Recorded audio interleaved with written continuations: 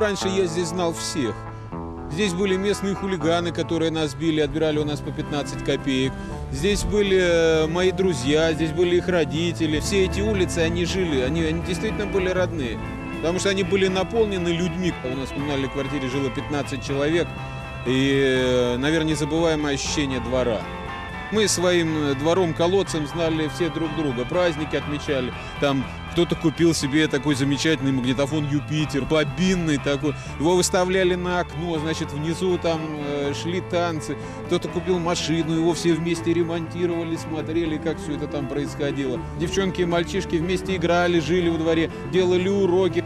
Дворничиха, баба Липа такая суровая. Значит, она гоняла нас, чтобы мы там нигде ничего не писали. Ну, мелом-то приятно было на стенке. Там баба Липа с метлой за нами гоняла, чтобы мы этого не делали.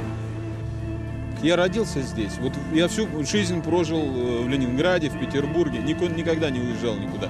И дай бог никуда не уехать.